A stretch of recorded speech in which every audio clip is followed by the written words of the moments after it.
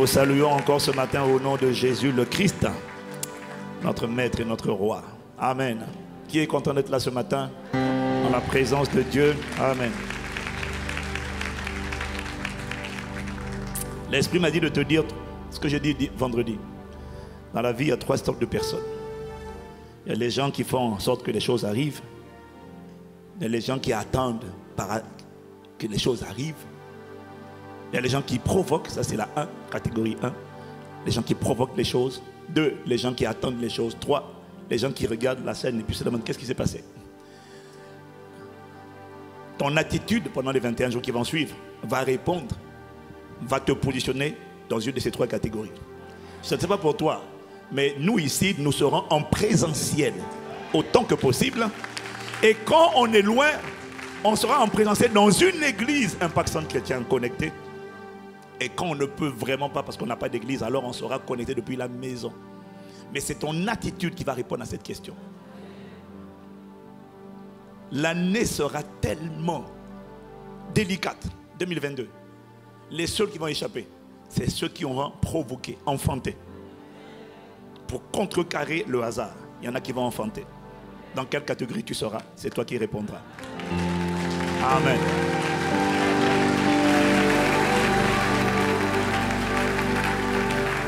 Alléluia. Thank you, Lord. In Jesus' name. Amen. Et vous asseoir dans sa présence. On donne encore Amen. Hein? Ah, mon gars, Dieu t'a parlé. Hein? Je ne vais pas te supplier. Ah, sois là. Non. Je te dis, c'est toi qui vas répondre. Ne viens pas m'embrouiller, pasteur. Priez pour mon année. Mon ami, nous, on a enfanté. Nous, on te dira, on a enfanté l'année. On a tué le hasard. On a fait, tu sais, au judo, on appelle ça hippon. Boum! On a tué le hasard en 2022 et on va l'enfanter. Je n'ai pas entendu ton amen. Et c'est en présentiel, hein, parce que l'atmosphère qu'il y aura ici, là, ça sera comme une cocotte minute, ça sera comme une fournaise. Donc tu comprends, je ne sais pas ce qui nous attend, mais on va y aller. Et puis on va voir ce que l'Esprit a pour nous. Mais tu n'as aucune idée du nombre de miracles, de prodiges et de signes qui sont enfantés pendant les temps, pendant ce qu'on appelle des campagnes de prière. 21 jours, c'est une campagne de prière. Ce n'est pas une soirée, ce n'est pas une veillée, c'est une campagne, c'est dans la durée. Il y a une puissance extraordinaire. Oh, tu ne sortiras pas de là inchangé. Si tu n'es pas changé, c'est parce que tu n'as pas fait 21. Voilà. Ouais. Tu vas voir, il y en a qui vont faire. J'ai fait un peu. La différence entre les gens qui sont changés radicalement, complètement, et les gens qui ne sont pas changés, c'est toujours la même chose. Hein, tu sais, la différence entre ceux qui échouent et ceux qui réussissent, c'est que ceux qui échouent font occasionnellement, de temps en temps, ce que ceux qui réussissent font régulièrement. Et toi, tu es dans la catégorie de ceux qui vont réussir. Je n'ai pas entendu ton amen. Alors donc, après 2 semaines de pause, où nous étions donc en mission, nous avons fait le tour du monde. Alléluia. Non, pas le tour du monde, mais en tout cas, il faut aller de temps en temps. Dis amen. Voilà. Il faut me laisser tranquille, toi là. Hein? Voilà. Hein? Pourquoi vous voulez toujours me ramener à Paris? On est tellement bien au soleil, oh Seigneur. Que ta volonté soit faite. Alléluia. Donc, nous continuons toujours, après les 2 séries que le pasteur Christian a fait, nous continuons, on a parlé la dernière fois de revêtir la ceinture de la vérité, donc nous continuons notre série d'enseignements encore sur comment on fait pour ébranler, démolir les forteresses, les voies intérieures qui dégradent ton caractère qui pollue ta vie, pollue ta joie, ta paix, ton enthousiasme, mais en tout cas, pour toi, c'est terminé. J'ai dit pour toi c'est fini. Quand Dieu a parlé, c'est fini. Quand Dieu a parlé que toi tu es encore en train de combattre, tu es en train de perdre ton temps. Quand Dieu a parlé, il faut élever ton niveau de foi, de compréhension de la parole et marcher dans ce que Dieu a dit. Et ce que tu constatais, tu vas constater. Ce que tu entendais, tu n'entendras plus. Ce qui te retenait ne te retiendra plus. Quelqu'un dit amen. Alors le titre de mon message aujourd'hui s'intitule « Ne te laisse plus malmener par l'ennemi, mais bombe le torse ». Fais comme ça avec moi. Bombe le torse. Bombe le torse. Voilà. Ne te laisse plus malmener. Bombe le torse. Tu ne vas plus marcher dos bossu. Non, c'est fini. Tu vas bomber le torse. Ça veut dire que quand tu marches comme ça.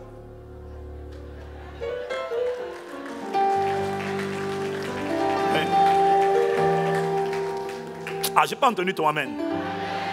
Donc on va revenir un peu quand même si le temps est bref, on va revenir un peu quand même sur ce qu'on a dit concernant les forteresses. Et il y a un aspect particulier que je vais asseoir encore aujourd'hui sur les forteresses parce que c'est vaste.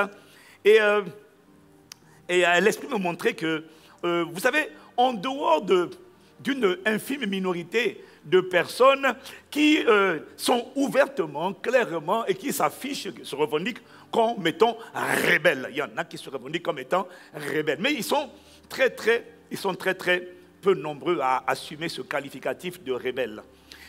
Parce qu'il n'y a pas grand monde qui a envie d'assumer, de porter l'étiquette de rebelle. Je ne sais pas pour toi, mais la plupart des gens n'ont pas envie d'être définis comme étant des rebelles, parce que rebelle a une connotation négative, ça fait hors système, ça fait rebelle, ça donne l'impression d'être insoumis, ça donne l'impression d'être réfractaire à l'ordre établi. Il n'y a personne qui a envie de porter, d'assumer une telle étiquette. Et pourtant, c'est ce que les forteresses veulent mettre sur toi. Les voix intérieures, négatives, démoniaques, veulent mettre sur ta vie lorsqu'elles te poussent par la ruse à désobéir à Dieu.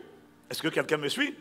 Parce que leur but, le but des forteresses, en vérité, c'est d'employer la ruse pour t'emmener, nous emmener à nous rébeller contre Dieu.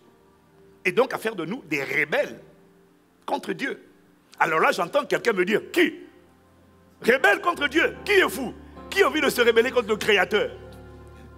Et pourtant, bien-aimé, c'est ce que toi et moi nous faisons chaque fois que nous désobéissons à la voix du Seigneur. Chaque fois que tu désobéis à Dieu, c'est parce qu'une voix, ne dis pas c'est moi qui ai décidé, non, c'est parce qu'une voix t'a convaincu de désobéir à Dieu. Chaque fois que tu ne fais pas ce que Dieu te demande de faire, c'est parce qu'un faux raisonnement t'a donné une mauvaise raison pour ne pas faire ce que Dieu te demande de faire. Voilà pourquoi Jacques 1, verset 22 dit « Mettez en pratique la parole, ne vous bornez pas à l'écouter en vous trompant vous-même par des faux raisonnements. » Chaque fois que tu ne mets pas en pratique la parole, c'est parce qu'il y a un faux raisonnement qui a été téléchargé en toi en temps réel et qui t'a dit non, ne fais pas ce que Dieu te demande de faire. Mais ce faux raisonnement a échoué lamentablement au nom de Jésus. Quelqu'un dit Amen. Deutéronome chapitre 1 verset 26, on va aller vite. Mais vous ne voulûtes point y monter et vous fûtes rebelles à l'ordre de l'Éternel votre Dieu. On va lire Deutéronome 9 au verset 23. Et lorsque l'Éternel vous envoya à Kadès Barnéa en disant « Montez, prenez possession du pays que je vous donne. » Dieu a dit « Montez, allez, faites la guerre. » Vous fûtes rebelles à l'ordre de l'Éternel votre Dieu, vous n'eûtes point foi en lui et vous n'obéissez point à sa voix. Si quelqu'un ne connaît pas le passé simple, là, tu vois, le français, la grammaire, là, il faut lire vraiment Deutéronome. Deutéronome va t'apprendre à parler français vraiment passé simple. Là. Dis Amen. Ce n'est pas les jeunes d'aujourd'hui qui ne savent même pas écrire. Même le temps présent, vous ne savez pas écrire. Hey, les jeunes d'aujourd'hui, l'école vous a gaspillé. Non, les réseaux sociaux vous ont gaspillé. Les abréviations vous ont gaspillé. Je ferme ma parenthèse et je continue ma route. Hey, mais quand tu vois les messages des enfants, pas les miens, les enfants en général. Je dis, papa, tu nous as affiché. Non, mes enfants écrivent bien parce que je fais attention à ce qu'ils écrivent. Les abréviations là, aïe. En tout cas, on continue. Dis seulement Amen en avance. 1 Roi chapitre 13, verset 21. Et il cria à l'homme de Dieu qui était venu de Juda, il dit, ainsi parle l'Éternel, parce que tu as été rebelle à l'ordre de l'Éternel, et que tu n'as pas observé le commandement que l'Éternel, ton Dieu, t'avait prescrit. Écoute bien, parce que tu as été rebelle à l'ordre. Comment tu as été rebelle? Tu n'as pas observé le commandement que l'Éternel, ton Dieu, t'a prescrit. Ces textes, je te les donne pour nous montrer quoi? Que désobéir à Dieu, ne pas observer la parole de Dieu, c'est ni plus ni moins que se rebeller contre Dieu. Parce que tu vois, l'Esprit me dit, tu vois, se rebeller, c'est quoi? Se rebeller, c'est désobéir. Se rebeller, c'est résister et c'est s'opposer à Dieu. Et c'est ça que les forteresses, par ruse, nous emmènent, toi et moi, à faire. Mais ils ne nous piégeront plus au nom de Jésus. J'ai dit, nous ne serons plus piégés au nom de Jésus. Alors, tu vois, 99% des gens préfèrent le mot désobéissance. Non, mais j'ai désobéi un peu. Ou alors ils préfèrent, je n'ai pas obéi. Tu vois, désobéissance, ça fait gentil, quoi. Ça fait cool.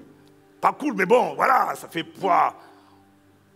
Dieu dit de pardonner. Bah, ouais, c'est vrai, bon. Bon, je ne pardonne pas, mais bon. Oui, c'est un peu la désobéissance. 99% des gens préfèrent le mot désobéissance au mot rébellion. Sauf que ce que tu ne comprends pas, c'est que dans la plupart du temps, dans le Nouveau comme dans l'Ancien Testament, le mot désobéissance est utilisé de manière interchangeable. Comme on va lire dans 1 Samuel, chapitre 15, verset 23. Tu vois, il dit, car la désobéissance est aussi coupable que la divination. Et la résistance ne l'est pas moins que l'idolâtrie et les téraphimes. Puisque tu as rejeté la parole de l'Éternel, bref, il te rejette aussi comme roi. Mais ce qui nous intéresse, c'est la première phrase. Car la désobéissance est aussi coupable que la sorcellerie. Hein? Et la résistance ne l'est pas moins que l'idolâtrie. La version parole de vie dit, dit ceci. Oui, refuser d'obéir, c'est aussi grave que consulter les devins. Marabout, féticheur, tous les gars que tu connais là. Hein? Enfin. Refuser d'obéir, c'est aussi grave que consulter les devins. Résister au Seigneur, c'est aussi grave que adorer des faux dieux. En fait, chaque fois que tu fais parce que Dieu te demande de faire, tu es en train de te révolter, de te rébeller. Toi, tu dis désobéir. C'est le même mot en hébreu et en grec dans le Nouveau Testament. C'est le même mot. Et tu es en train de résister. Alors, ce qui est amusant, c'est que Dieu te dit, résister au diable. Mais le diable te dit, résiste à Dieu. Et toi, tu obéis au diable. Oh, miséricorde. Je sais que tu n'aimes pas, mais vraiment, est-ce que tu peux quand même...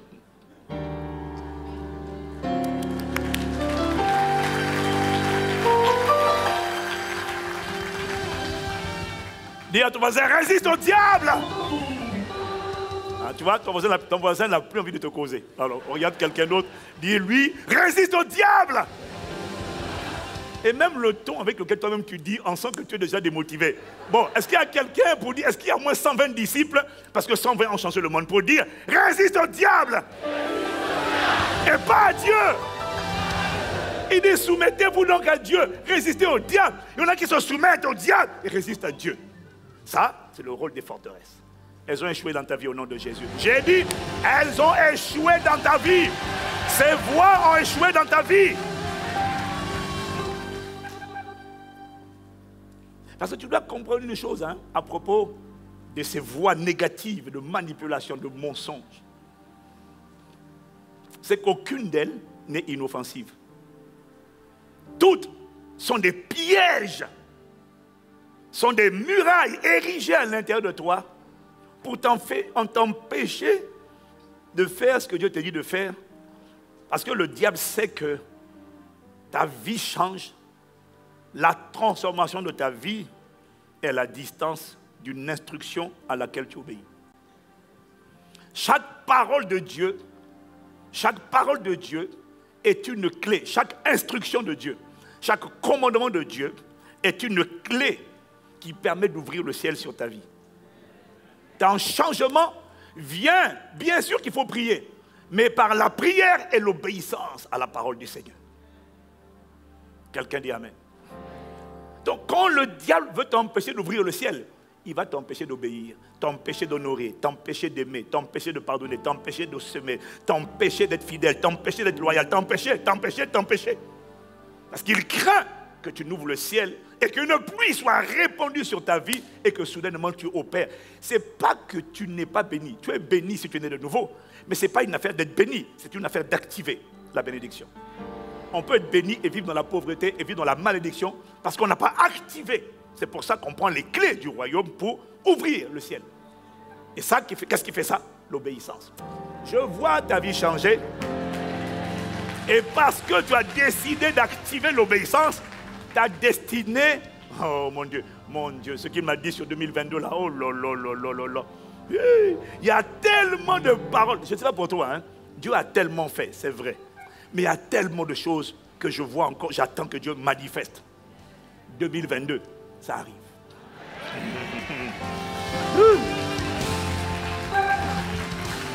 Oh, je prie seulement qu'il ouvre les yeux de ton cœur. Mais pourquoi crois-tu que depuis septembre, octobre, là, il est en train de parler de l'enfantement de ton destin? Pourquoi? Dieu ne fait rien sans annoncer à l'avance. Oh.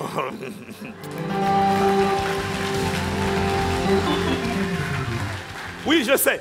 Parmi nous, certains sont déjà dans le couloir de leur destin. Mais je ne parle pas de ça. Il y en a qui ne sont pas et qui vont être alignés sur leur destin. Et puis il y en a qui sont dans leur destin, qui vont être catapultés. Oh! Alors, il y a des paroles qui planent depuis longtemps, qui planent dans l'atmosphère là, qui attendaient seulement d'être arrimées.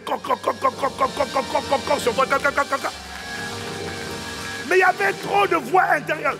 Tu tolérais trop l'amertume, tu tolérais trop le rejet, tu tolérais trop la tristesse, tu tolérais trop les paroles de peur, d'échec, tu tolérais trop ces paroles-là et du coup ces paroles te retenaient. Mais comme du coup ces voix-là ne te retiendront plus, donc maintenant l'Esprit du Seigneur vient... Ah, je ne sais pas si quelqu'un a compris de quoi on est en train de parler, mais je t'assure, Makodora Machakatale.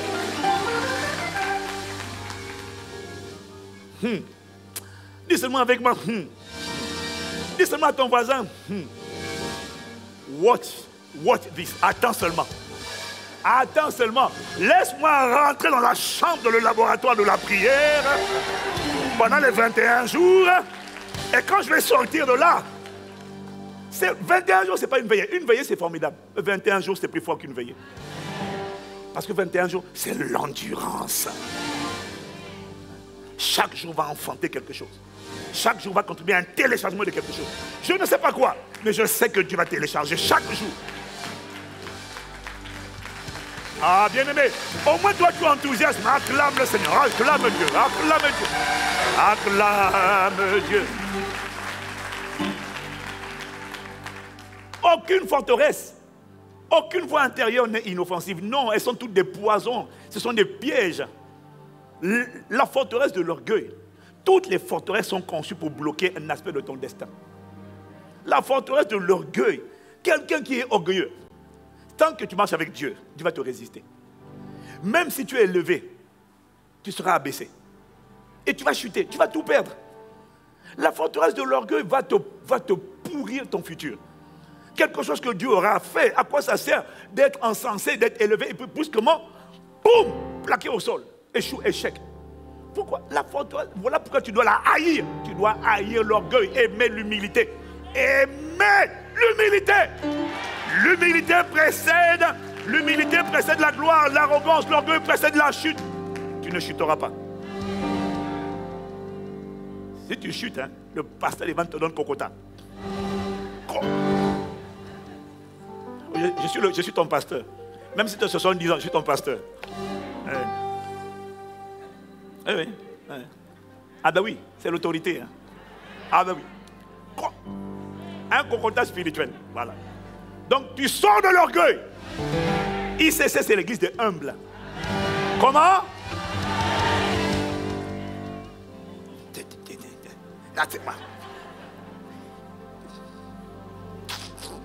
Comme disait ma grand-mère. Acclame-le, acclame-le, acclame-le.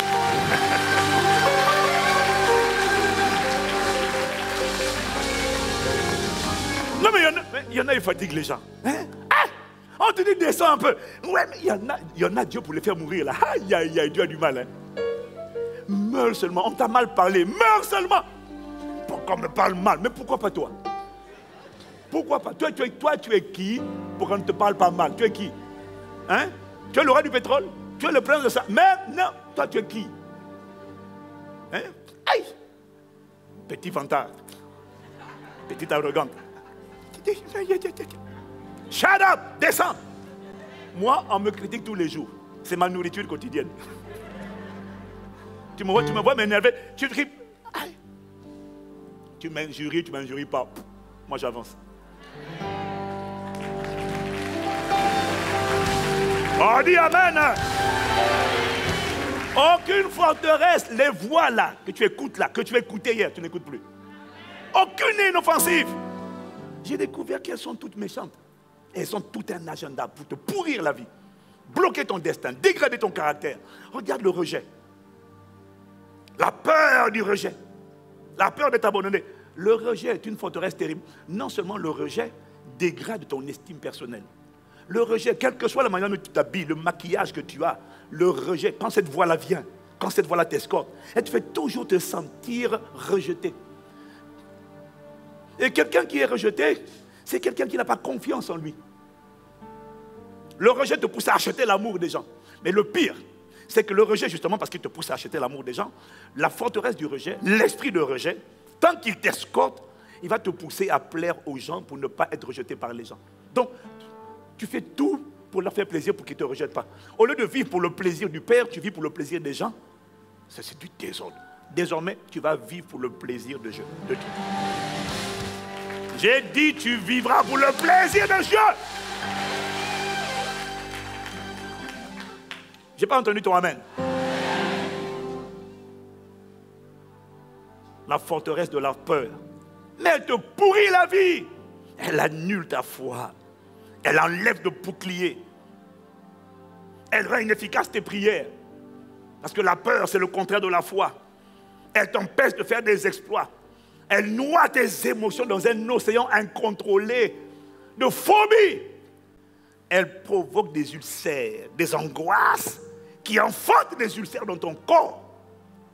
Juste la peur. Et que dirais-je de l'ingratitude? Que dirais-je des critiques? Que dirais-je de la forteresse, de la rébellion? Quel que soit ce que Dieu est en train de faire dans ta vie, quand le diable en a marre et qu'il veut abréger ton existence, avant le terme fixé par Dieu pour ton existence, quand le diable veut te faire mourir de manière prématurée, il va te pousser à maudire les pères, à maudire les mères, à attaquer les bornes que Dieu a plantées dans ta vie. Et quels que soient tes jeux, ta prière, ta fortune, sans prière, tu t'exposes à la mort prématurée. Mais pas toi, ça ne t'arrivera plus jamais. Dans le nom de Jésus. Quelqu'un dit Amen. Quelqu'un dit Amen. Donc tu comprends qu'aucune forteresse que tu tolères n'est inoffensive. Elle est là pour te pourrir la vie, pour te piéger, pour saboter ton destin et empêcher dans un domaine de ta vie la manifestation de ton destin. Mais je déclare, parce que Dieu l'a dit, ces forteresses ont échoué. La raison pour laquelle on continue d'enseigner dessus, c'est parce que tu dois comprendre leurs caractéristiques afin de t'assurer de ne plus jamais les laisser établir leurs murailles, leurs prisons à l'intérieur de toi. Et aussi, on te donne cette connaissance, l'Esprit t'instruit pour que tu saches comment les libérer les autres. Quelqu'un dit encore Amen. Donc tu comprends que tu ne peux plus subir les forteresses, tu ne peux plus les subir. Tu ne peux plus laisser ces voix de débauche, de perversion, de calomnie, de blasphème, d'impudicité. Tu regardes quelqu'un et puis sans faire exprès, tu entends des voix qui te dessinent des scènes pornographiques. Ok, il n'y a pas de problème. Mais tu dois apprendre à fight. C'est bien de confesser, mais tu dois être violent spirituel. Et tu dis, toi là, tu t'es trompé d'oreille, tu ne murmureras plus dans mon oreille. Et quand il s'approche, tu dis, viens encore. Je suis l'esprit de serpent, de sirène, viens encore. Malasokopraka. Brise la nuque.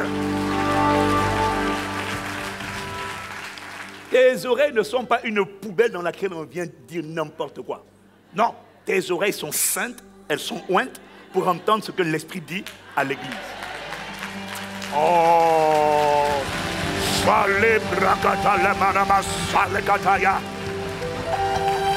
ah, donne-moi Amen encore. J'ai dit, tu ne peux plus subir, quelles que soient les voix que tu entends, il n'y a pas de problème. J'ai dit, tu dois avoir la mentalité de quelqu'un qui n'est plus résigné, qui n'est plus accoutumé, et quelqu'un qui dit, oh, c'est fini pour toi. Dis Amen. Et pour ça, on a dit que tu dois prendre les armes de Dieu. Quelqu'un dit Amen encore.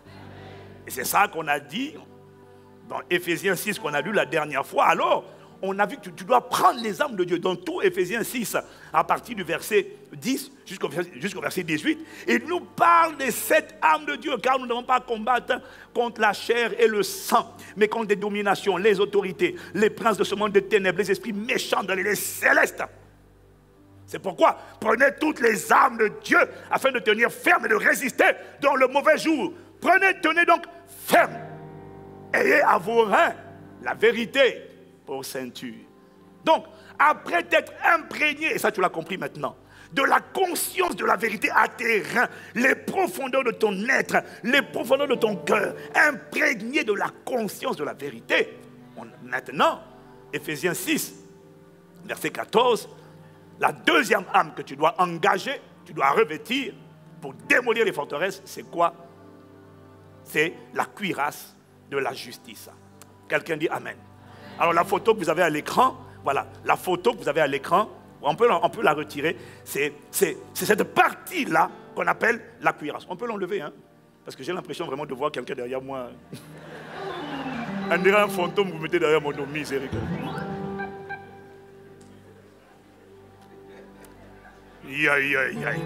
Dis avec moi la cuirasse. Parce que tu dois comprendre une chose. Pour résister au diable et tenir ferme jusqu'à ce qu'il fuit loin de toi, l'Esprit m'a dit de te dire qu'il ne suffit pas seulement de prendre l'épée de l'Esprit. Non. Il faut prendre les armes de Dieu. L'épée fait partie des armes, mais ce n'est pas la seule arme. Quelqu'un me suit? Quelqu'un me suit? Pour résister au diable et le voir dégager, ce n'est pas seulement venir, il est écrit. Non, le il est écrit est déterminant. Mais ce n'est pas que le il est écrit.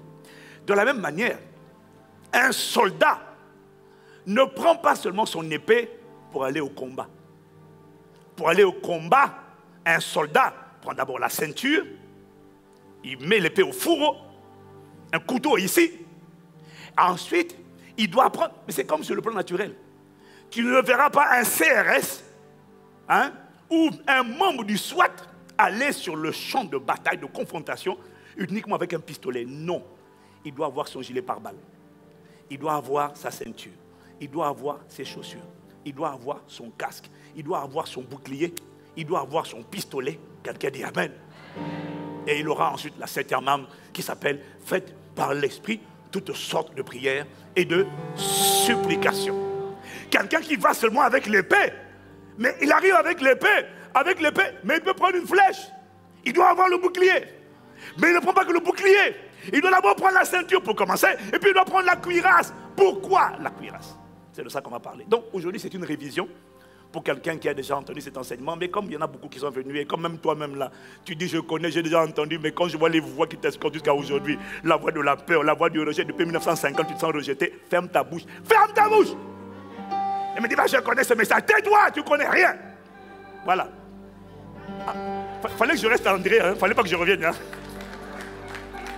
Hein? Mais le pasteur, mais il ne fallait pas revenir, il fallait rester là où tu étais, pasteur Rivel. Pourquoi tu veux nous agresser comme ça? Non, je ne t'agresse pas. Je te parle parce que je sais qu'à un moment où j'ai dit ça, tu dis, ah, j'ai déjà entendu le message. Mais on s'en désintéresse dans l'amour du Seigneur. La question qui nous intéresse, c'est pas est-ce que... Parce que tu dis que je connais, j'ai déjà écouté l'enseignement sur la cuirasse de la justice. Mais explique-moi pourquoi tu as toujours un trouillard et une trouillarde et pourquoi tu laisses toujours des voix te molester, te bisouter au lieu de les égorger. Tu vas les égorger maintenant. Voilà. Alors reste calme et écoute la parole. Dis Amen et acclame encore le Seigneur. Voilà.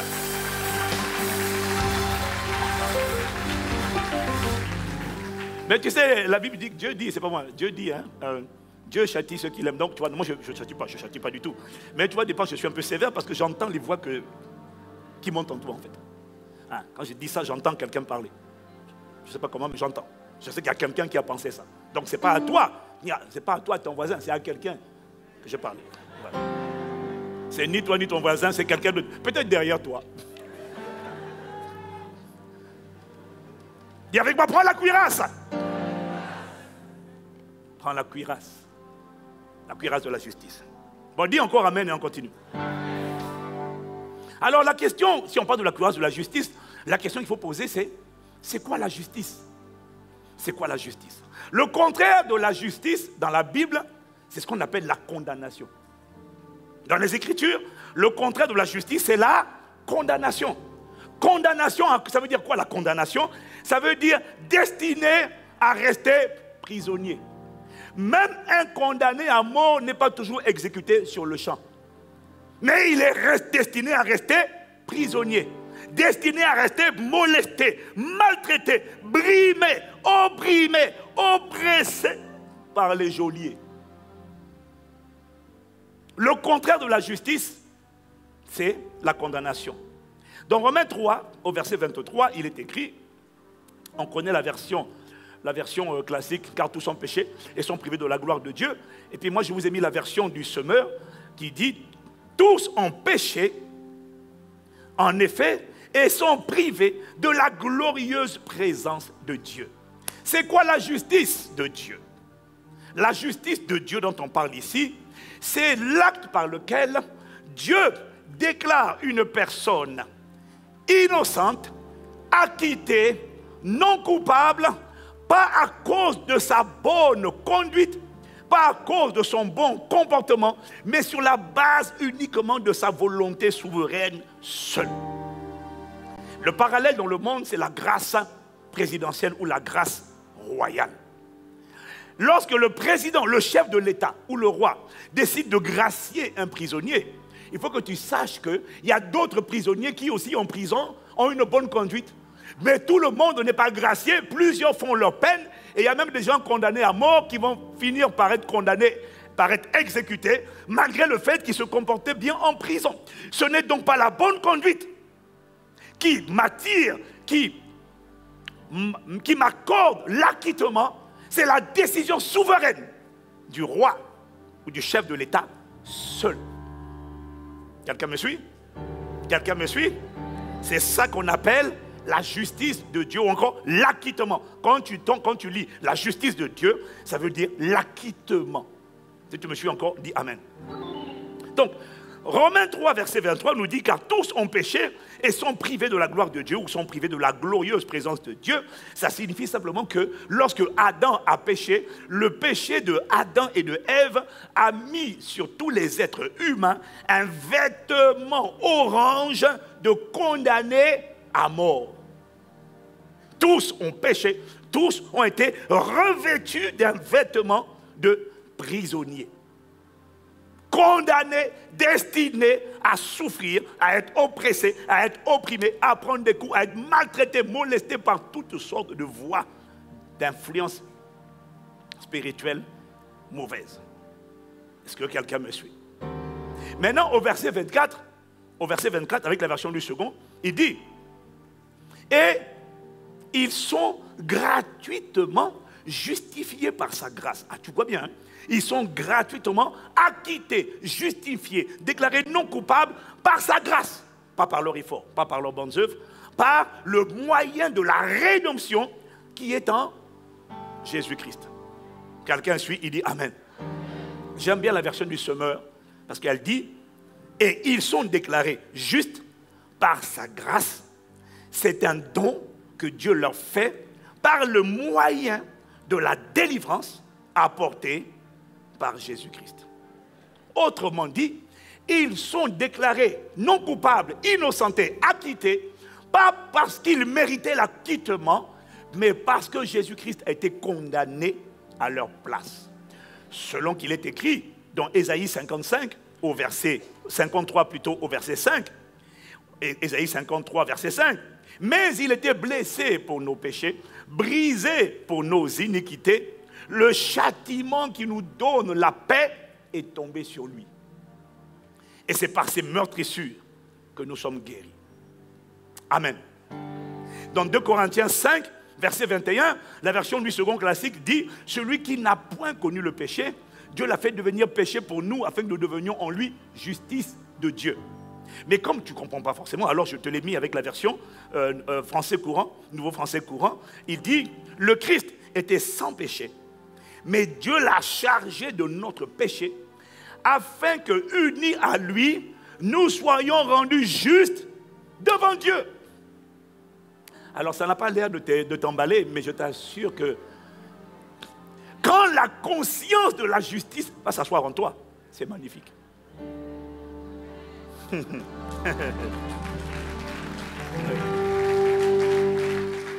Alors la question c'est, que fait la justice? Mais je sais, j'ai dit écoutez cet enseignement. Mais alors explique-moi encore, je repose ma question. Pourquoi ça fait longtemps que des voix te molestent, le rejet, la peur, l'impudicité, et tu es là, je ne veux pas, laisse-moi, laisse-moi. Pourtant tu as écouté un enseignement sur la justice, non?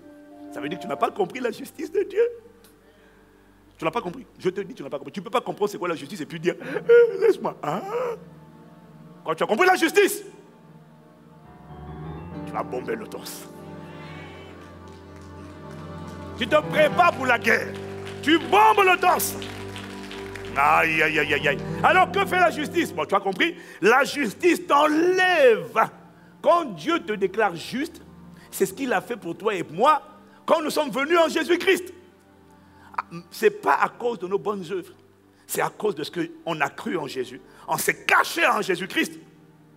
Et le Père dit, il a déjà été condamné à sa place. Donc, comme Jésus a pris ta condamnation, toi, je te déclare innocent, non coupable. Quelqu'un dit Amen. Et non coupable, ça veut dire quoi? C'est un message adressé à tes geôliers anciens pour leur dire le vêtement orange de prisonnier qui le rendait identifiable et qui permettait à ces méchants geôliers avec leur matraque de te tabasser, le rejet de te tabasser, l'impudicité de te tabasser, la peur de te tabasser. Top, top, top. Dès lors qu'on t'a changé de vêtements, il n'y a désormais plus de condamnation pour ceux qui sont en Jésus-Christ. Donc, tu as le droit de dire, hey, mon vêtement a changé. Mais vous me tapez pourquoi? Ah, vous n'avez pas le droit? Back off, arrière. Tu ne peux pas me toucher parce que je n'ai plus le vêtement orange du condamné à mort. J'ai le vêtement blanc de la justice.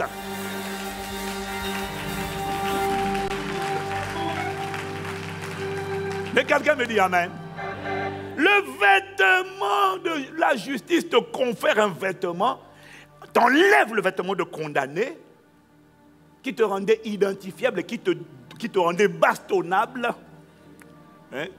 Et le vêtement blanc de la justice, quand il vient sur toi, il t'établit non coupable.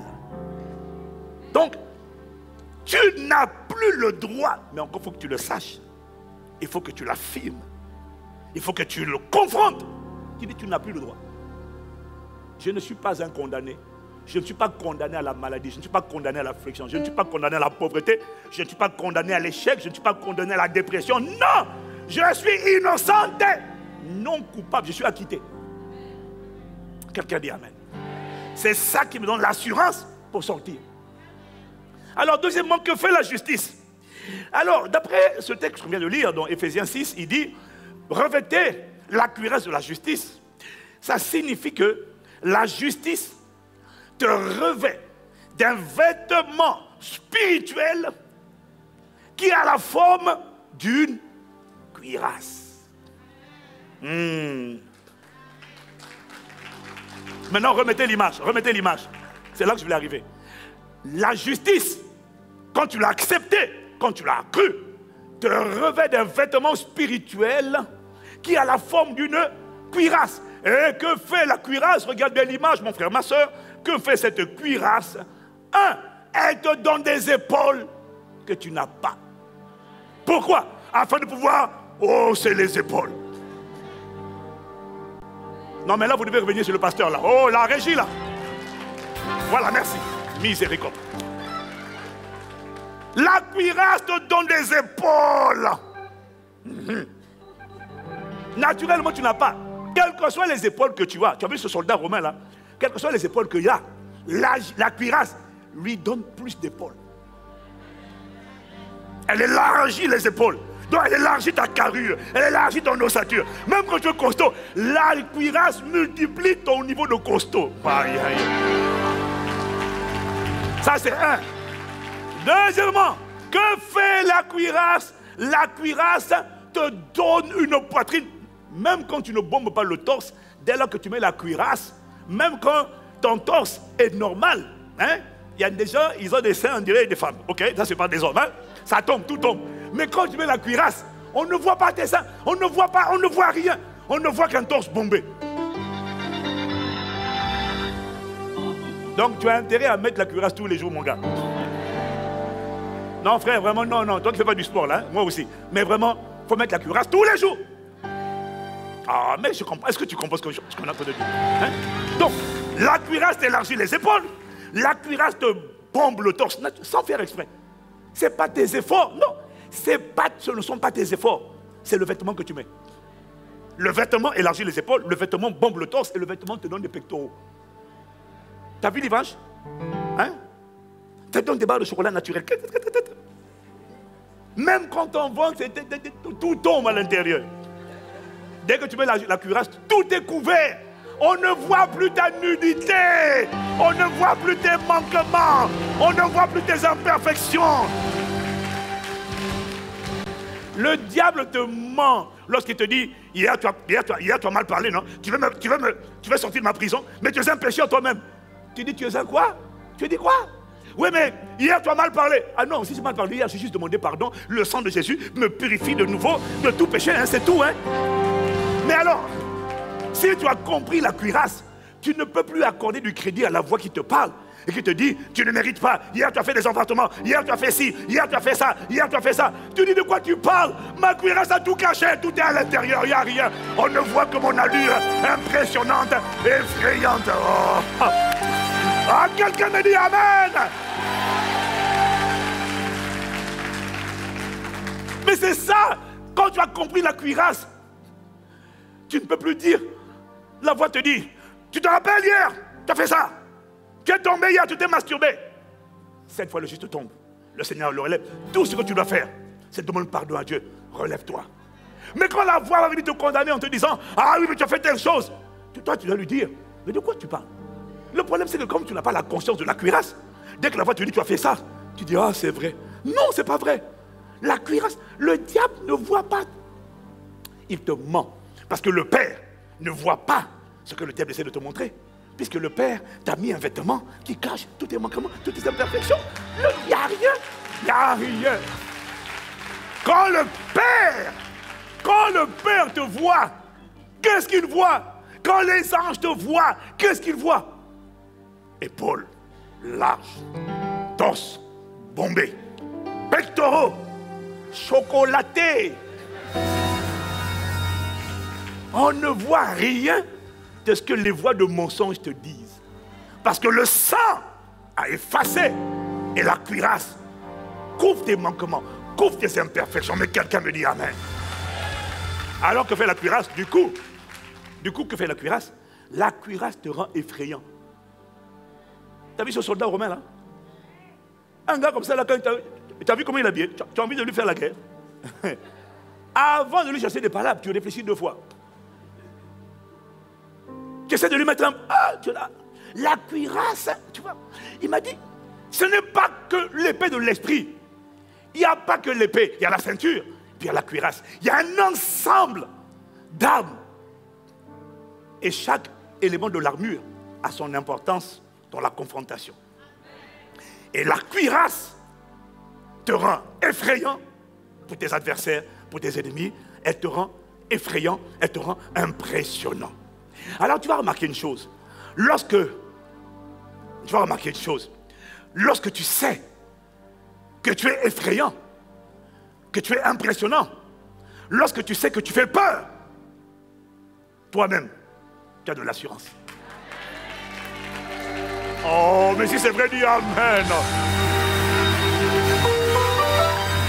Je répète, hein. Est-ce que quelqu'un comprend de quoi je parle? Lorsque tu sais qu'on a peur de toi, qu'est-ce qui se passe? Quand tu arrives dans la place, lorsque tu sais que toi tu inspires la terreur, quand tu arrives, sans faire d'effort, tu es confiant. Tu n'as même pas besoin de parler.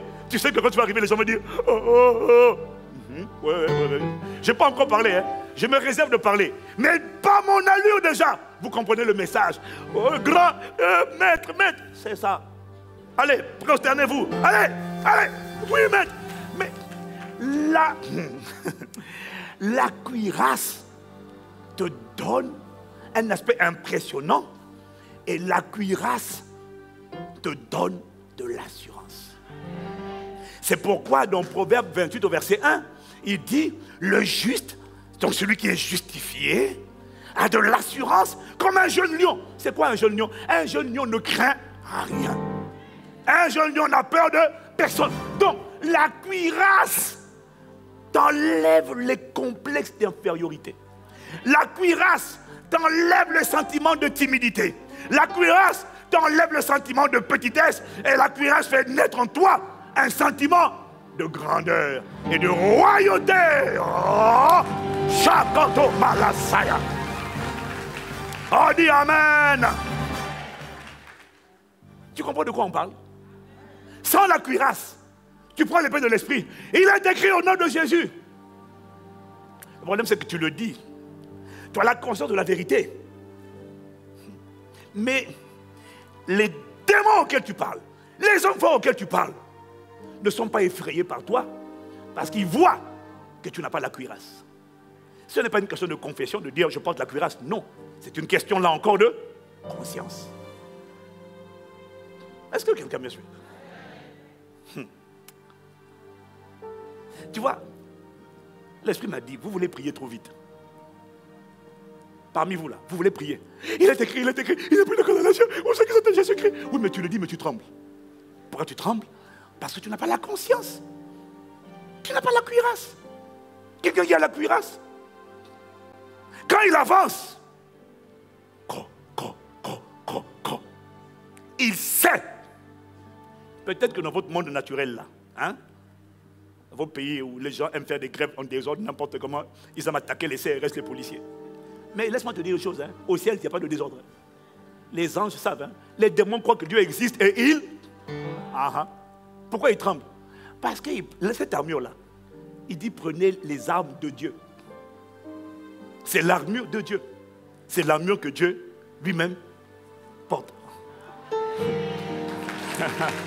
Donc, quand les démons voient Dieu, les démons savent que Dieu existe et ils tremblent. Pourquoi ils tremblent? Parce que quand Dieu s'avance, ça avance comme un feu dévorant. Autour de lui est une violente tempête. Dieu a une armure. Et c'est cette armure qu'il met sur toi, mon frère, ma soeur. Aïe! Shakato malada. Oh là là, l'écho sakataya dans ma bouche. Oh Seigneur, rends-moi conscient. Rends-moi conscient de la cuirasse. Je ne suis pas n'importe qui. Ah oui. Ah oui. Méprise mon nom sur la terre, il n'y a pas de problème. Mais moi je sais que dans le monde invisible, dans le monde des ténèbres, ah non. Il ne s'agit pas de faire le fanfaron devant les autorités, mais devant les démons. La cuirasse t'emmène, en anglais on dit, to boast yourself. Tu te vantes dans le Seigneur. Voilà. Hein? La cuirasse, c'est oui. Écoute, quand tu as vu quelqu'un qui a le torse bombé, les épaules larges, qui est donc au-dessus, non! Tu te boastes yourself, tu boastes, tu te vantes dans le Seigneur. Je suis justifié par la grâce. Justifié par la foi en Jésus-Christ. Tu ne peux rien me dire. Tu peux me dire, ah oui, mais hier tu as fait telle chose. Le Père, quand il me regarde, il me voit à travers les yeux du sang de Jésus et il m'a établi, il m'a revêtu de son armure. Je suis impressionnant, étincelant, effrayant, irrésistible. Je suis beau, magnifique, mignon. Comment? Ma cuirasse. Donc, c'est cette conscience qui me permet de parler aux voix qui osaient me parler. Il dit, hein? Il dit, tu es qui toi?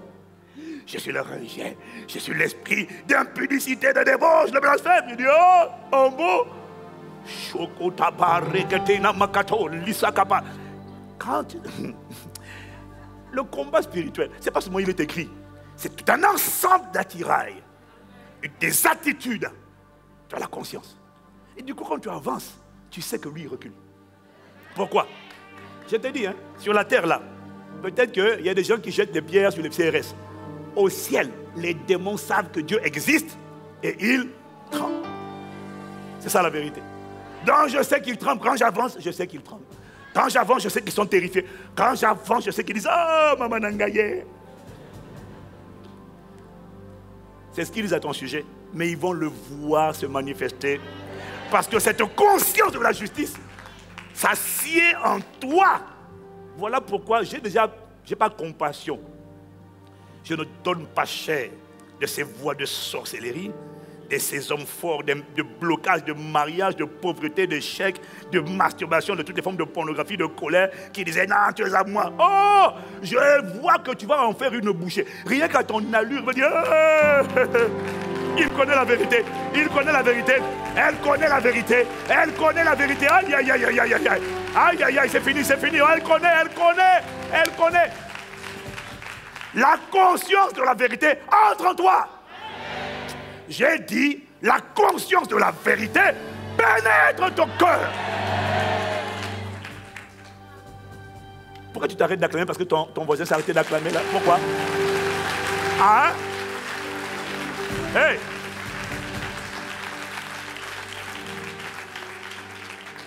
Que la conscience de ce que tu n'es pas un poulet entre en toi aussi. Ce sont les poulets qui attendent de faire les choses en même temps que les autres. Les aigles n'ont pas besoin. Les aigles s'envolent tout seuls, ils décollent tout seuls, ils rendent la grâce.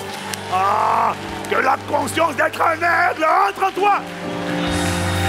Comment? Est-ce que quelqu'un me suit? Tu vois, je ne sais pas, le temps file, mais je dois atterrir ça. Je dois télécharger la pensée qu'il m'a donnée. Tu vois, le prophète Balaam était un prophète de Dieu. Et Dieu m'a dit de te partager ça. Comment le monde spirituel, dans le monde spirituel, on te voit. Israël, physiquement, quand il marchait dans le désert, comme toi et moi, il se voyait juste comme étant des êtres humains. Des êtres humains en train de marcher. Tu as trop la conscience, Église, de ton humanité. Tu n'as pas la conscience de ta divinité. Tu es trop conscient de tes faiblesses, de ta nature purement humaine. Mais l'être humain, ce n'est pas un corps. Tu es trop conscient de ton corps. Tu n'es pas conscient du résident qui habite dans le récipient. Et quand Balak, le roi Balak, appelle le prophète Balaam pour maudire le peuple d'Israël, parce qu'il dit qu'il y a un peuple qui est plus fort que lui. Il a reconnu, hein, il a reconnu. Viens, maudis-le. Peut-être qu'ainsi, je pourrais le battre. Maudis-le. Alors Balak appelle Balaam le prophète. Maintenant Balaam, avant de commencer sa prophétie, il dit, parole de l'homme qui voit les visions du Tout-Puissant. Ça veut dire que Balaam était un voyant. Quand il fermait les yeux, il voyait en esprit. Si tu me suis, tu dis Amen. Mais avant même d'arriver à Balaam, je vais te montrer d'abord Jacob. Quand Jacob a prophétisé sur Juda. Il a prophétisé sur Juda. Jacob, donc, avant d'arriver à Balaam. Genèse 49 au verset 9. Regarde comment Jacob a prophétisé sur Juda. Jacob dit, Juda est un jeune lion. Tu reviens du carnage, mon fils. Il ploie les genoux. Il se couche comme un lion, comme une lionne qui le fera lever. Dis Amen. Quand il parle de Juda, il parlait d'une personne, mais il parle aussi de la postérité. Et comme par hasard, Jésus-Christ est la postérité. Et la postérité de Juda, on l'appelle le lion de la tribu de Juda. Alors, tu vas remarquer que dans les Écritures, les hommes sont souvent décrits comme des animaux.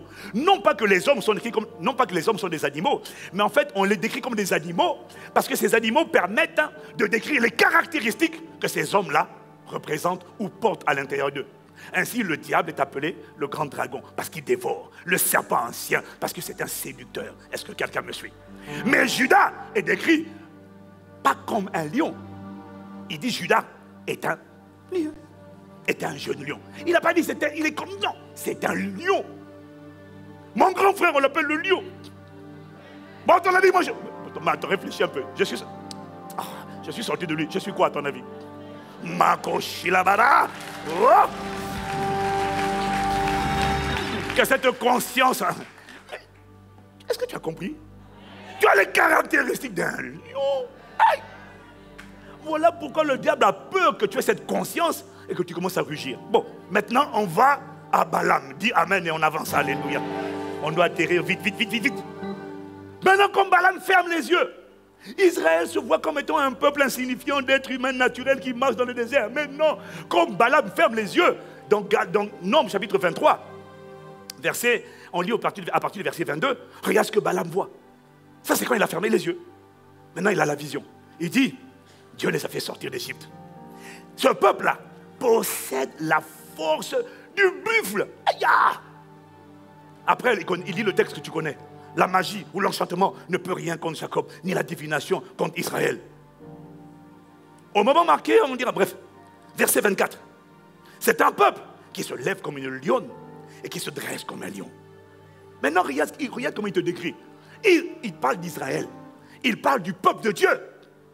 Il dit, il ne se couche pas tant qu'il n'a pas dévoré sa proie. Tant qu'il te voit comme étant un dévoreur de proie. Il te...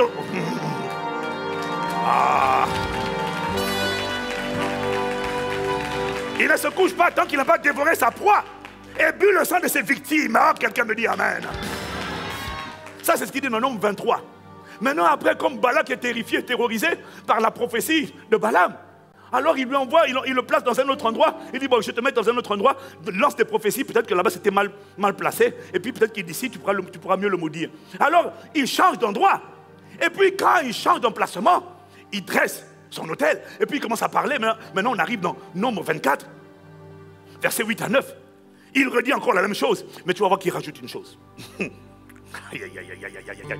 Il dit, Dieu l'a fait sortir d'Égypte. Encore. Il possède la force du buffle. Mais ensuite il dit, il dévore les nations qui l'attaquent. Oh, pas. Shekata. Mandilebra shakata. Bon, ok, tu n'as pas compris, hein. Tu n'as pas compris. Il est en train de te décrire mes caractéristiques. Il est en train de te décrire à quoi je ressemble. Il est en train de te décrire mon comportement. Oh. Aïe, aïe, aïe, aïe, aïe, aïe. Acclame, acclame. Oh Seigneur. Il dévore les nations qui l'attaquent. Ah. Aïe. C'est pour ça que dans Genèse 49, tout à l'heure au verset 9, il y a un mot qui t'a échappé.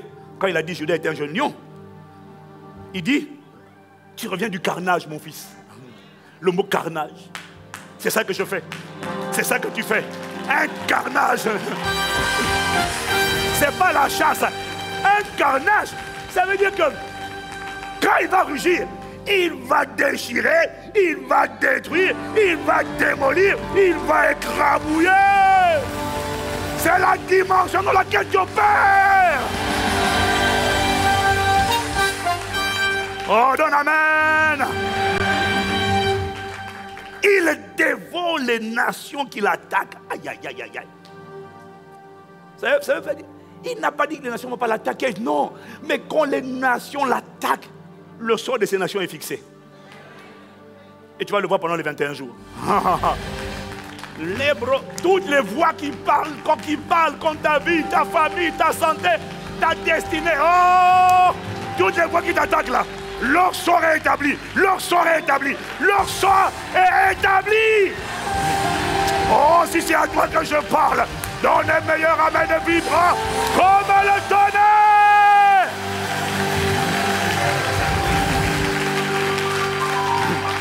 Il dévore les nations qui l'attaquent. Et c'est pas fini.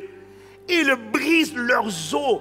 C'est ça qui va arriver à l'esprit de pauvreté, l'esprit d'impudicité, l'esprit de sorcellerie, l'esprit d'échec, l'esprit de rejet, l'esprit de peur, l'esprit de dépression. Il va briser. Tu vas briser leurs os. Et il les abat de ses flèches. Ça, c'est la vision qu'il a. C'est comme ça qu'il te voit. Ce peuple, quand il marche dans le désert, se voit insignifiant. Mais comme Balaam le voit étincelant, impressionnant et effrayant. Et c'est pas fini. Il le plie. Il est en train de parler de moi. Peut-être pas de toi, tu n'as pas la foi. Il plie les genoux. Il se couche comme un lion, comme une lionne qui le fera se lever. Et puis là, il rajoute une chose qu'il n'a pas dit dans le texte précédent, dans Nombre 23. Dans Nombre 24, il rajoute une chose. Il est tellement impressionné par la vision qu'il a de ce peuple de Dieu, couvert de la justice de Dieu, non coupable, acquitté, ayant une cuirasse sur lui, qu'il rajoute, béni soit celui qui te bénira, maudit soit celui qui te maudira. Sous-entendu, la vision qu'il a eue de toi, peuple de Dieu, l'a tellement effrayé qu'il finit par une conclusion. Si quelqu'un te cherche par l'âme, si quelqu'un te bénit, Gloire à Dieu. Mais celui qui va te maudire, il sera maudit. Celui qui te maudira,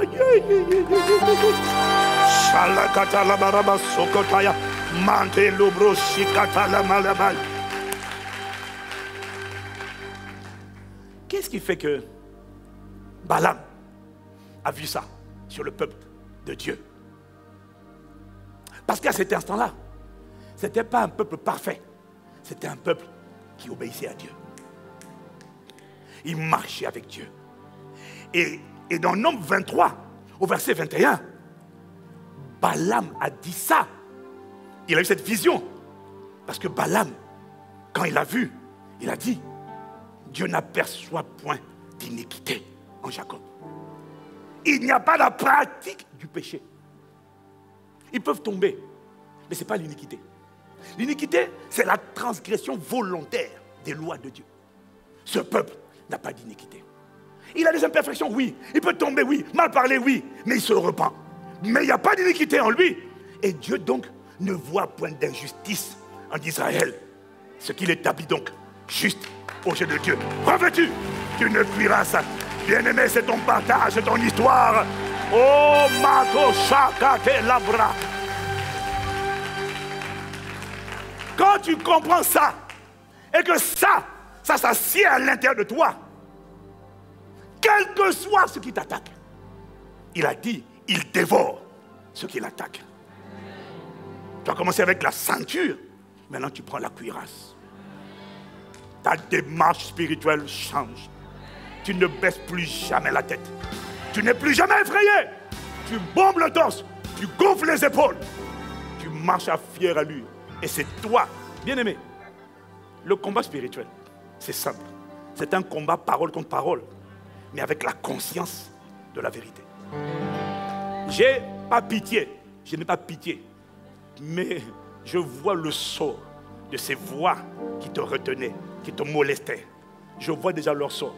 Je vois leur suite, je les vois en train de faire un deuil, de mettre la main. Aïe, aïe, aïe. Oh, c'est toi qui vas faire un carnage. Pendant les 21 jours, tu vas faire un carnage.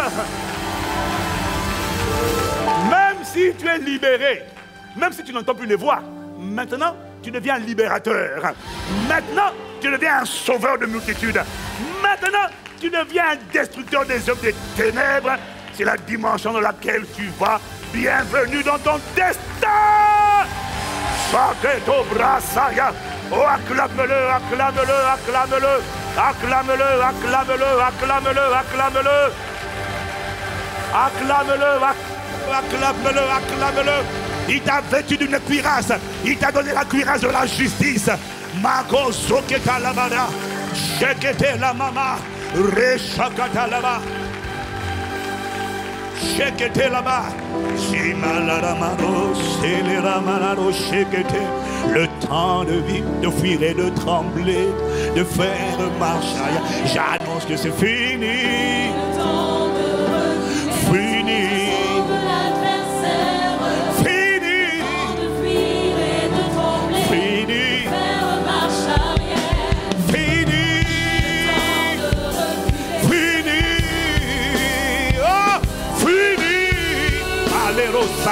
Fini, je déclare que c'est, j'annonce que c'est, je proclame que c'est, je dis que c'est, fini, fini, fini. Est-ce que tu vois que c'est? Qui pourra te résister, mon frère, ma soeur? Judas est un jeune lion. Le juste a de l'assurance comme un jeune lion. Oh, bombe le torse, bombe le torse, bombe le torse, bombe le torse. Devant cet esprit de débauche et de dysfonctionnement, de dérèglement sexuel. Oh, bombe le torse. On t'a dit qu'il fallait vivre avec un esprit de peur. On t'a dit qu'il fallait vivre avec un esprit d'immoralité, de colère, de jalousie, de calomnie, de sorcellerie, d'envoûtement, d'enchantement. Mais il me dit de te dire que c'est. Déclare que c'est. Banas proclame que c'est. Fini, fini, fini, fini. Est-ce que tu es en train de dire que c'est? Est-ce que tu vois l'esprit de peur? Oh, Oh, la peur va baver. La peur va être dévorée. La peur va être déchiquetée. La peur va être réduite en cendres. Oh, ma chakata lebosa. Fini, fini, fini. Je proclame que c'est. Dieu fait de toi une personne libérée pour libérer. Sauvée pour sauver. Guérir pour guérir. Changer pour changer. Transformer pour transformer. Une personne qui ira dire aux nations, aux prisonniers, que c'est par le sang de Christ, c'est fini. Fini, fini, fini. Il y a l'esprit de folie que c'est. Esprit d'infirmité, c'est. Esprit de mort, c'est. Esprit d'échec, c'est. Divorce et célibat. Mami Wata, esprit des eaux. Je t'annonce que c'est. Tu ne pourras plus bloquer les mariages. Tu ne pourras plus voler nos enfants. Le dragon rouge, je t'annonce que c'est. Le juste a de l'assurance comme un jeu de lion. Je proclame que c'est. Fini, fini, fini. Fini, fini, fini. Fini, fini, fini. Fini, fini, fini. Je déclare que c'est. Je proclame que c'est. Shakata Malo Sakia. Pendant quelques instants prophétiques, élève la voix. Dis qu'est-ce qui est fini. Dis qu'est-ce qui est fini. Dis de quoi tu sors. Tu ne sors pas seul. Ta famille, tes enfants, ta destinée, ton héritage. Aïe, aïe, aïe, aïe, aïe, aïe. Est-ce que tu vois ton allure? Est-ce que tu vois à quoi tu ressembles? Est-ce que tu vois comment tu es impressionnant? Est-ce que tu réalises que tu es un jeune lion? Tu n'es pas un vieux lion, tu es un jeune lion. Tu es saint d'audace. Tu as la force du buffle. Qui peut résister à la force du buffle? Il renverse tout sur son passage. Tu dévores ceux qui t'attaquent. Tu brises leurs os. Tu brises leurs jambes. Tu brises leur nuque. Tu brises leur cou. Dis-moi, qui va te résister? Qui va résister devant toi? Tu as dit que c'est fini. C'est voleur de mariage, voleur d'étoiles, voleur d'éclat de splendeur, esprit de sorcellerie, esprit de mort, serpent, je t'annonce que c'est fini. Ma seule démarche, ma seule venue, inspire la terreur. Chakatale, ma sokoto. Je viens sortir mon frère, sortir ma soeur, sortir sa famille, sortir nos familles, sortir des prisons de rejet, d'impunicité, de sorcellerie, sortir des ténèbres, sortir de la paresse, sortir de la médiocrité. J'annonce que c'est. Je déclare que c'est. Est-ce que tu es en train de déclarer, fils de l'homme? Est-ce que tu es en train de prophétiser? Je déclare que c'est. Aïe, aïe, aïe, oh, Shakatale Masia. Assieds la grâce de la cuirasse, la conscience de la cuirasse de la justice. Donne-nous seulement de t'obéir. Que l'iniquité ne soit pas trouvée en nous. Donne-nous de marcher dans l'obéissance des enfants de Dieu. J'annonce que et c'est fini. Que c'est fini, fini, fini. It's over. It's over. Qui va te résister? On l'appelle comment? Il n'a pas dit qu'ils t'attaqueront pas. Il a dit, tu vas dévorer. Tu vas briser les os. Tout ce que tu vas faire, c'est sois conscient de la vérité et parle. J'ai pitié de ceux qui te combattaient, de ceux qui te redonnaient, parce que tu vas en faire une bouchée. La baga shakata. Alors la peur dégage, le rejet dégage, l'addiction dégage, la servitude dégage, la mort prématurée dégage, esprit d'infirmité dégage. Allez, libère ces vies, libère ces foyers, libère ces maisons, libère nos enfants, libère nos familles, libère nos foyers, libère nos parents. Esprit d'incrédulité, esprit de blasphème, esprit d'impureté. Ah, tu as entendu? Je te brise la nuque. Dégage. Tu as vu mon allure? donner mon allure. Oh, oh, oh. Oh, yalla, gata, yalla. C'est gata, les broussa. Je déclare que c'est.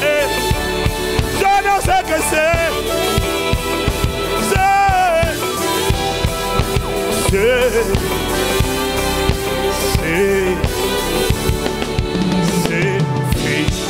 fini. Si c'est fini, acclame-le. Si c'est fini, acclame-le. Si c'est fini, acclame-le. Acclame-le. Acclame-le.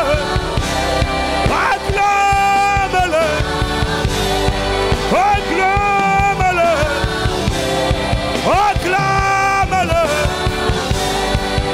Acclame-le. Acclame-le. Acclame-le.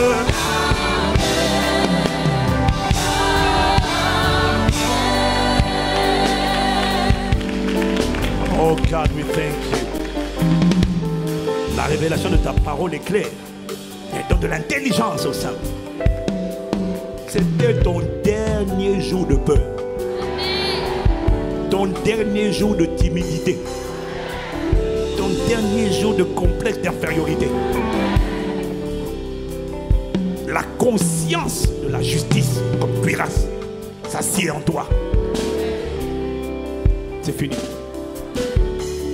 Quand tu avances, ce qui te combattait recule. Dès lors que c'est ta foi, il te sera fait selon ta foi.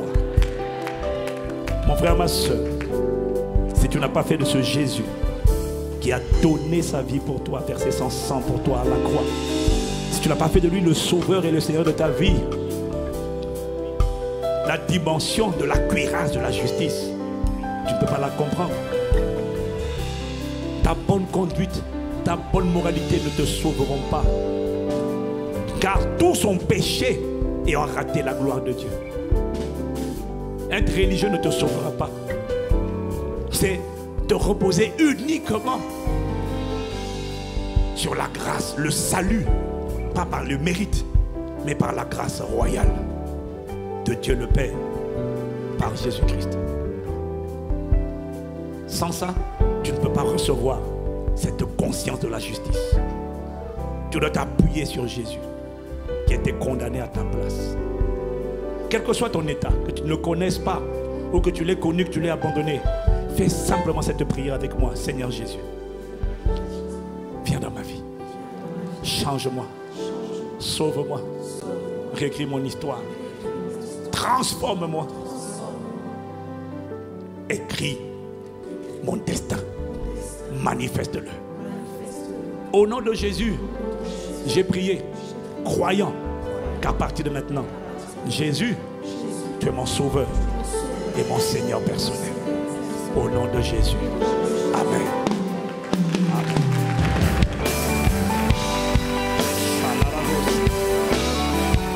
Alors toi qui as fait cette prière, parce que le temps est avancé, si tu es connecté sur internet, ici c'est chez vous, envoie le mot salut au numéro qui s'affiche à l'écran. Est-ce qu'en présentiel, il y a quelqu'un qui vient de faire cette prière pour revenir à Dieu, pour venir ou pour revenir? Quelqu'un qui fait cette prière, lève la main et comme l'heure est avancée, en vérité, oui, je vois des mains levées. Je vois des mains levées. Tu peux sortir des rangées avec tes affaires rapidement. Tu seras accueilli par nos conseillers. Même s'il y a une personne, la Bible dit qu'il y a de la joie dans le ciel. Et c'est toi qui vas faire la joie du ciel aujourd'hui. Une seule personne suffit pour faire le bonheur du ciel. Acclamez ces héros qui se lèvent ce matin, qui n'ont pas honte de l'évangile. Oui, venez sur ma gauche, là-bas, sur ma gauche, le conseiller va vous accueillir. Sur votre droite, acclame Dieu pour eux. Oui, allez-y, allez-y, on vous accueille. Au nom de Jésus le Christ. Amen, il y a de la joie dans le ciel. Amen, amen, amen. Amen, amen, amen. Amen, amen, amen. Amen.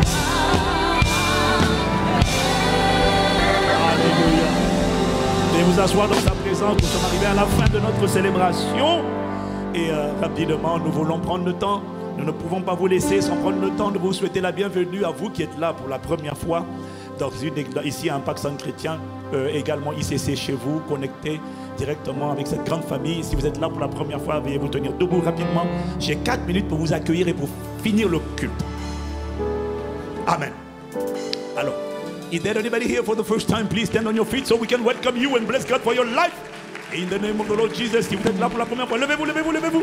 Où sont les célébrités ce matin qui sont là pour la première fois à Impact Centre Chrétien? Vous êtes à l'honneur ce matin et nous voulons vous bénir Dieu pour votre présence. Au nom de Jésus. ICC, est-ce que vous êtes prêts? On va se lever et on va bénir Dieu pour nos invités. On y va rapidement.